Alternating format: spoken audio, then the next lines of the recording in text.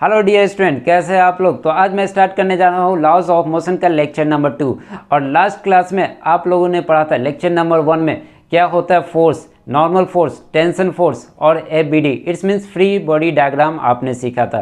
और आज के क्लास में lecture number 2 laws of motion का लेक्चर नंबर 2 में आप लोग डिस्कस करोगे क्या होता है न्यूटन्स फर्स्ट लॉ, और इस पे बेस्ड हम लोग कुछ इंपॉर्टेंट क्वेश्चन सॉल्व करेंगे जो आपके एग्जाम के लिए काफ़ी हेल्पफुल होगा, नीट एग्जाम के लिए और आईआईटी एग्जाम के लिए। Then now let us start today's class. Newton's first law क्या होता है। न्यूटन्स फर्स्ट लॉ आपको पता होगा, सर आइजैक न्यूटन ने 1687 में ने 1687 में रिलेशन फाइंड किया। किसके बीच रिलेशन फाइंड किया, ध्यान से सुना, फोर्स और मोशन के बीच में रिलेशन फाइंड किया। ओके, किसके बीच में, 1687 में फोर्स और मोशन के बीच में रिलेशन फाइंड किया और वहां से कंक्लूजन निकाला। पहला क्या, Newton first law, Newton second law, Newton third law. अब एक एक करके हम लोग आज डिस्कस करने जा रहे हैं। पहले न्यूटन फर्स्ट लॉ क्या होता है। न्यूटन फर्स्ट लॉ, सपोज करो हमने यहाँ पे एक ब्लॉक रखा है, m1 मास का हमने एक ब्लॉक रखा और ये क्या है, रेस्ट में है। अभी ये रेस्ट में, यानी कि रेस्ट में है, तो क्या होगा, इसका वेलोसिटी 0 होगा, इस ब्लॉक का वेलोसिटी 0 होगा।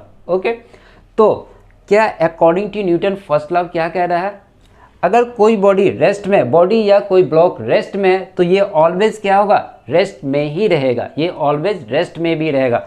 इस पर हम फोर्स अगर लगाएं, बहुत सारा फोर्स यहाँ पे अप्लाई हो रहा है, इधर से फोर्स अप्लाई हो रहा है, इधर से फोर्स अप्लाई हो रहा है, ये फोर्स अप्लाई हो रहा है। Then according to this one क्या होगा, F1 plus F2 plus F3 plus F4 dot dot dot, जितना इस पे फोर्स लग रहा है, जितना फोर्स इस ब्लॉक पे अप्लाई होगा उसका समेशन क्या होगा, 0 होगा। और ध्यान रखने की बात है, ये फोर्स क्या होना चाहिए, वेक्टर में होना चाहिए, वेक्टर फॉर्म में डायरेक्शन के मैग्नीट्यूड के साथ साथ डायरेक्शन भी हम ले।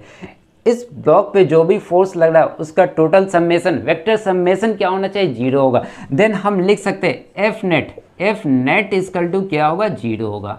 अब देखो टोटल फोर्स 0 है, वेलोसिटी 0 है, ब्लॉक रेस्ट में, क्योंकि ब्लॉक आपका रेस्ट में तो वेलोसिटी 0 होगा, तो एक्सेलरेशन, आपका एक्सेलरेशन भी क्या होगा, नेट एक्सेलरेशन क्या होगा, वो भी क्या होगा, 0 होगा। ओके, बॉडी हमारा क्या है, रेस्ट में है। अब दूसरा केस लेके चलते हैं, दूसरा पार्ट इसका, अगर बॉडी आपको मूव कर रहा है, ये m2 मास का एक ब्लॉक है, हम इसे m1 ही ले लेते हैं, m1 मास का ब्लॉक है, इसे हमने v वेलोसिटी प्रोवाइड किया और ये वेलोसिटी क्या होना चाहिए, ध्यान से सुनना, वेलोसिटी क्या होना चाहिए, कांस्टेंट होना चाहिए, वेलोसिटी कांस्टेंट होना चाहिए। अब इस पे जितना भी फोर्स अप्लाई हो रहा है, इस ब्लॉक पे जितना भी फोर्स अप्लाई हो रहा है उसका वेक्टर सम क्या होगा, F1 plus F2 plus F3 dot dot dot dot equal to 0 होना चाहिए। Vector summation of all force क्या होना चाहिए, 0।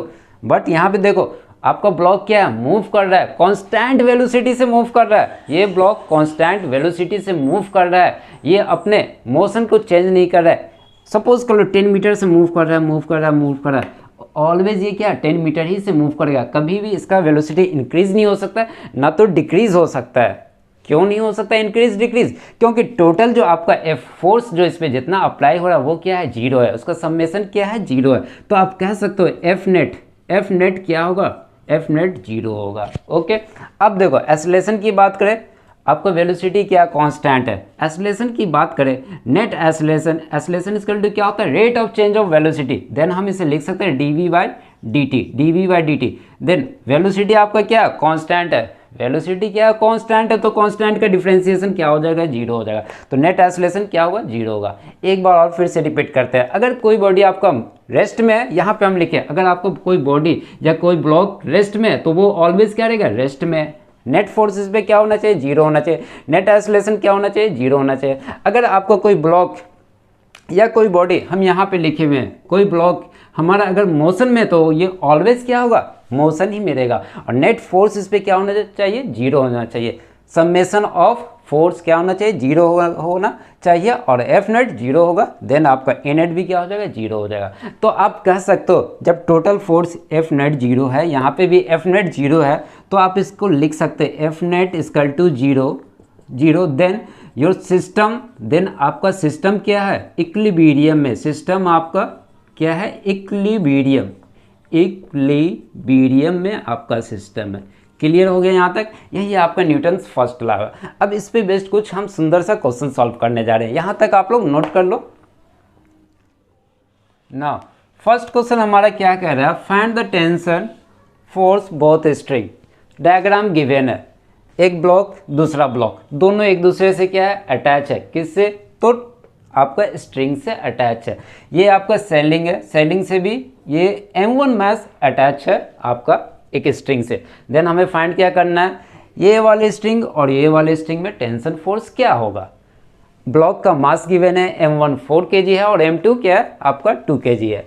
तो जो भी इस पर फोर्स एक्ट हो रहा है या अप्लाई हो रहा है उसे हम पहले ड्रॉ करेंगे। यहाँ पे सबसे पहले यहाँ पे क्या करेंगे हम, एक ग्रेविटी फोर्स अप्लाई होगा जो अर्थ के तरफ रहेगा, टुवर्ड्स द अर्थ। तो हम यहाँ पे लिखेंगे M1G। इस पे भी एक ग्रेविटी फोर्स अप्लाई हो रहा है, हम यहाँ पे लिखेंगे M2G। अब देखो M1 मास M2 मास दोनों डिफरेंट मास है बट सेम स्ट्रिंग से कनेक्ट है। दोनों डिफरेंट मास है बट सेम स्ट्रिंग से कनेक्ट है।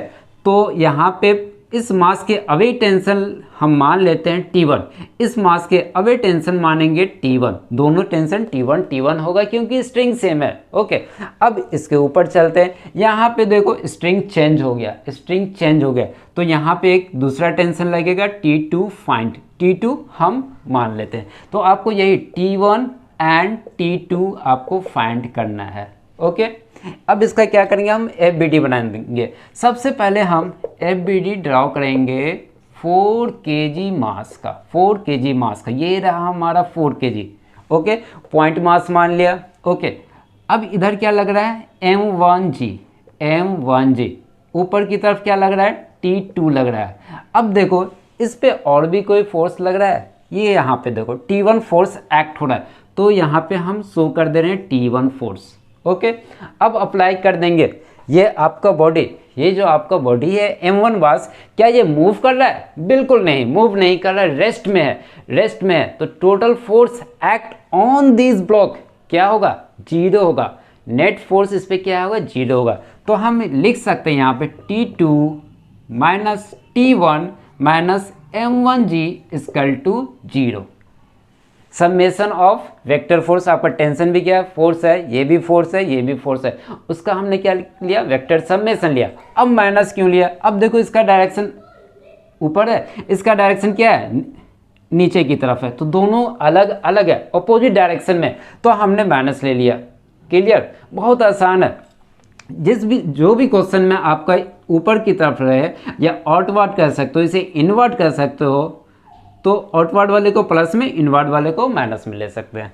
देन T2 इक्वल टू हम लिख सकते हैं T2 equal to M1G plus T1।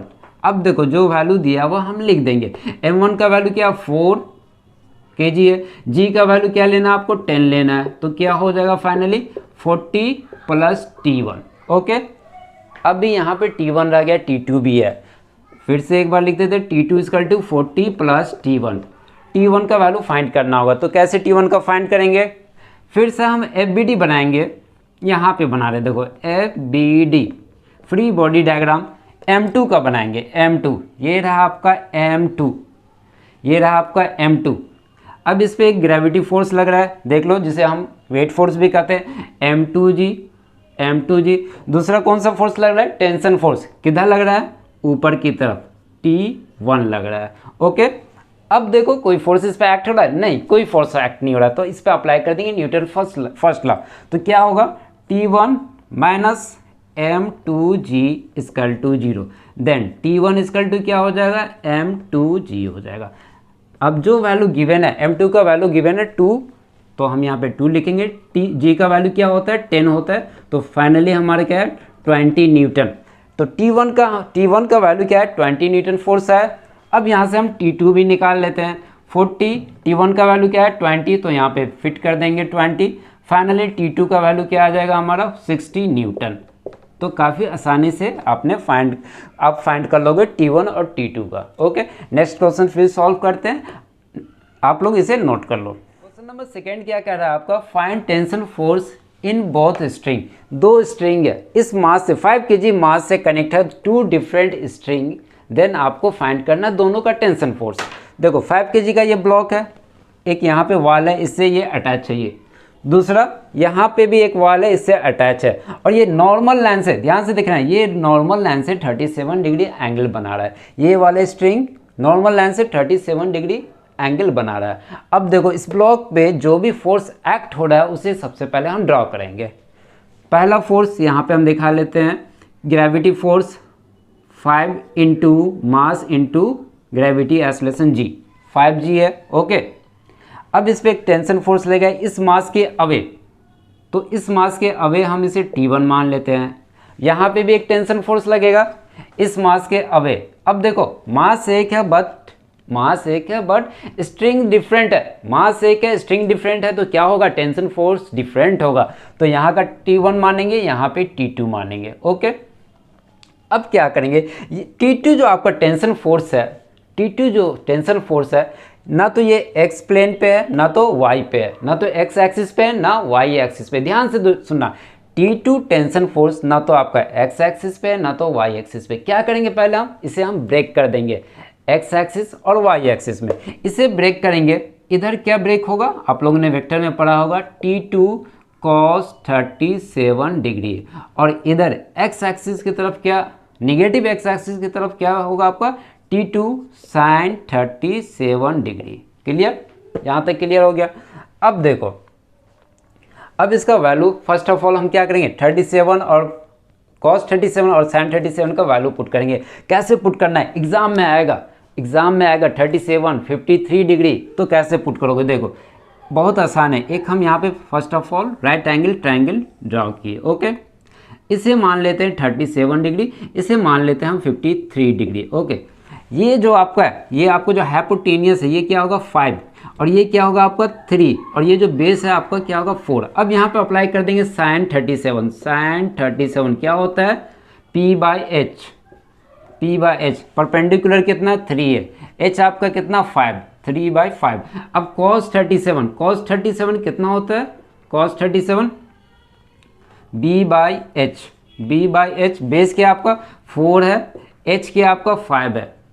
Okay, तो यहाँ से आप फाइंड कर सकते हो sin 37 degree 3/5, cos 37 degree 4/5। Okay, अब देखो इसका हम FBD बना लेते हैं। यहाँ पे FBD बनाते हैं, ये रहा आपका 5 kg मास लिख देते हैं, यहाँ पे 5 kg का ये मास है। इस पर क्या क्या फोर्स लग रहा है, first of all 5g। Okay, weight force, इधर क्या लग रहा है, T1 लग रहा है, ड्रॉ कर दिया हमने T1। इधर क्या लग रहा है, निगेटिव एक्सिस की तरफ T2 sin 37 डिग्री, और आउटवर्ड में ऊपर की तरफ कौन सा लग रहा है, T2 cos 37। ओके, क्लियर दिख रहा है, ये फोर्स इसे क्या कर रहा है, बैलेंस कर रहा है, ये फोर्स इसे बैलेंस कर रहा है, तभी तो ब्लॉक रेस्ट में रुका हुआ, नहीं तो मूव कर जाता। अब लगा सकते हो यहाँ पे न्यूटन्स फर्स्ट लॉ, आराम से लगा सकते हैं। नेट फोर्स इन एक्स डायरेक्शन, हम यहाँ पे और अच्छे से लिख देते हैं, नेट फोर्स इन एक्स डायरेक्शन, क्या क्या लग रहा है एक्स डायरेक्शन में फोर्स, T2 sin 37 और T, तो हम यहाँ पे इस तरह लिखते T2 sin 37 degree equal to T। Okay, यहाँ पे T1 होगा, T1 आप लोग कर लो T1, ठीक है। अब T2 sin 37 का वैल्यू क्या है, 3/5 है, पुट कर देते हैं 3/5 इक्वल टू T1। अब देखो यहाँ से तो कुछ निकल नहीं रहा है, इक्वेशन नंबर 1 हम सपोज कर लेते हैं। नेक्स्ट क्या करेंगे, वाई एक्सिस, नेट फोर्स यहाँ पे लिख रहे हैं, net force in Y axis, यहाँ पे डायरेक्शन नहीं लिखते हैं, हम एक्स एक्सिस लिख देते हैं, ठीक है, एक्स एक्सिस, यहाँ पे वाई एक्सिस क्या होगा, T2 cos 37 degree equal to 5g, यहाँ पे लिखते हैं T2 cos 37 degree equal to 5 into g. क्या हो जाएगा, इसे हम सॉल्व कर लेते हैं, यहाँ पे सॉल्व करते हैं, यहाँ पे आप देख लो T2 cos 37 यहाँ से पुट कर देंगे, क्या होगा 4/5 होगा, तो 4/5 इंटू 5 इंटू 10, ठीक है। नाउ T2 इक्वल टू हो जाएगा 5 into 5 into 10 divided by 4, then T2 का वैल्यू क्या होगा आपका, यहाँ से ये कट जाएगा 125/10 2 हो जाएगा, 125/2। अब T2 का वैल्यू हम क्या करेंगे, यहाँ पे पुट कर देंगे। T2 का वैल्यू इक्वेशन नंबर 1 में पुट कर देंगे। देखो आपका T2 फोर्स निकल गया, टेंशन इन दिस स्ट्रिंग आपने फाइंड कर लिया। अब हम क्या करेंगे, T1 फाइंड कर लेंगे फ्रॉम इक्वेशन नंबर 1। यहाँ पे लिख they put T2 in, direct लिख देते हैं हम यहाँ पे, ये रहा यहाँ पे बना है T1 इजकल टू, आपका क्या निकला, T1 equal to T2 into 3/5, then T1 equal to T2 का वैल्यू आप पुट कर दो 125/2 इंटू 3/5। नाउ ये कट जाएगा 5 से और 25, देन आपका T1 का जो वैल्यू आएगा 75/2 न्यूटन आएगा। ओके, क्लियर हो गया। T1 T2 आपने फाइंड कर लिया। तो आप लोग डियर स्टूडेंट यहाँ तक नोट कर लो, नेक्स्ट क्वेश्चन हम और सॉल्व करेंगे।